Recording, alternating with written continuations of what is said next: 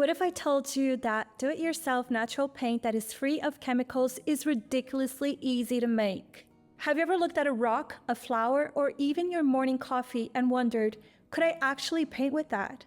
The answer is yes. Today, I'm going to show you 10 different ways I make natural paint without chemicals, using things that you can find in nature, your kitchen, and your own garden. And make sure you stay until the end because my last natural pigment creates one of the most magical shimmery effects in my paintings. If you're new here, hi, I'm Dani. I'm a multidisciplinary artist, creative entrepreneur, and painter specializing in natural pigment art. These aren't just fun experiments for me. They're the exact pigments I use in the original paintings I sell in my own studio practice and in the retreats that I teach here in the south of France. The best part? They've saved me hundreds of euros on expensive art supplies while making my studio almost completely free from toxins. By the end of this video, you'll know which natural paints create the richest colors, which ones I reach for every week, and hopefully you'll start seeing the world around you a little differently. Because suddenly, everything becomes a potential art supply. So let's dive in. Let's begin where art itself began.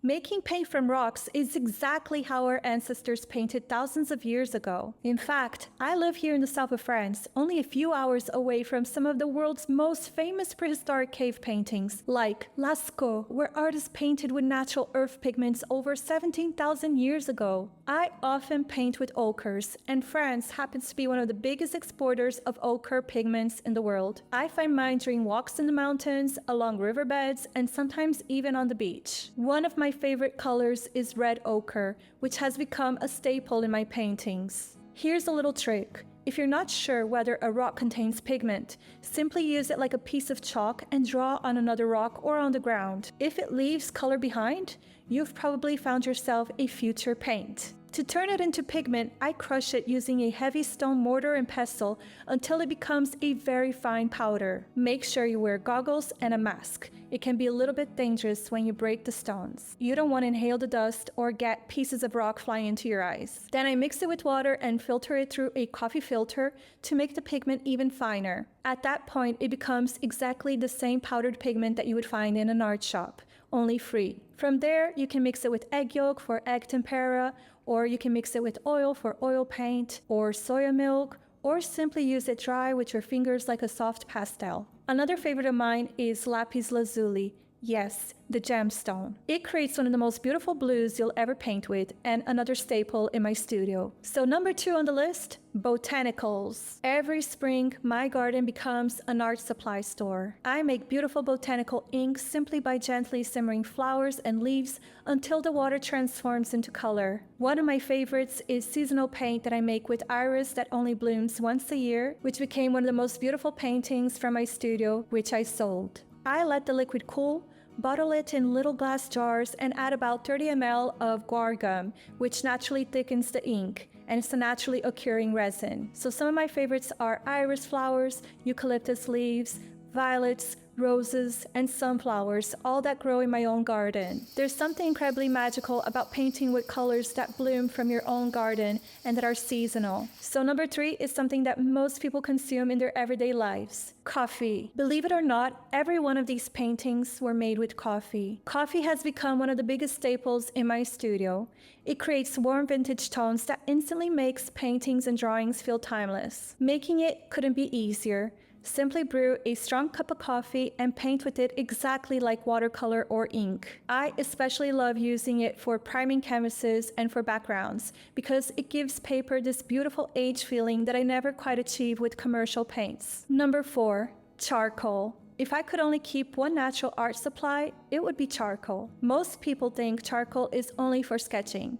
But watch this. As soon as you add a wet paintbrush, it transforms into paint. It's one of the most versatile materials I've ever worked with. I love drawing with willow charcoal, softening it with water, smudging it across canvas with my hands, and even spraying it with alcohol for beautiful textures. Honestly, I believe that mastering charcoal teaches you almost everything about drawing and painting. Number 5, tea. If coffee works, tea works too. I love bottling different teas as natural inks, so they're always ready in my studio. My favorites are black tea, rooibos, hibiscus, rose, and turmeric tea. Each one creates its own subtle color palette, and they're perfect for layering over drawings. Number 6, wine. Living in the French wine country definitely has its artistic advantages. Wine makes the most beautiful ink, and it creates these soft burgundy washes that look gorgeous on paper and canvas. I've used it in several paintings, and I love the subtle earthy warmth that it creates. Number 7, fruits and vegetables. So this one surprises almost everyone. Avocados. They don't make green paint.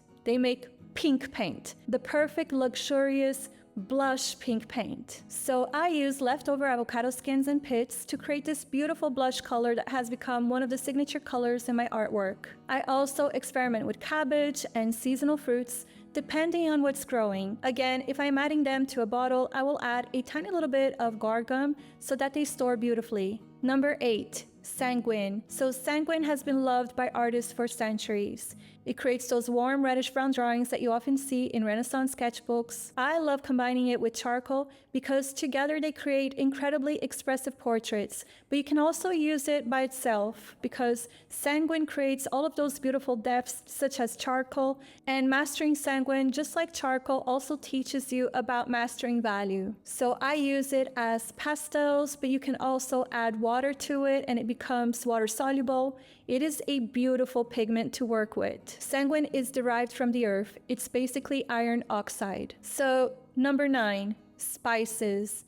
My kitchen is basically another art supply store. Turmeric is one of my favorite pigments and something I use regularly. But you can also experiment with paprika, cinnamon, and even saffron. Each spice creates completely different colors and textures, and they're incredibly fun to layer together. So number 10, and finally, this is the one people always ask me about. Mica. Mica is a natural occurring mineral that creates this beautiful luminous shimmer in paintings. Whenever people see one of my originals in person, this is usually the pigment that they notice first because it catches the light in the most magical way. I especially love adding it as the final layer over natural earth pigments to create that soft glowing finish. One of the reasons I love making natural paint isn't just because it's non-toxic. It's because every color carries a story. It changes the way that you see the world because suddenly everything around you becomes a potential art supply. And if you want my free guide on making your own natural paints, get it in the link below. Subscribe and hit the bell for future videos like this one. See you in the next one.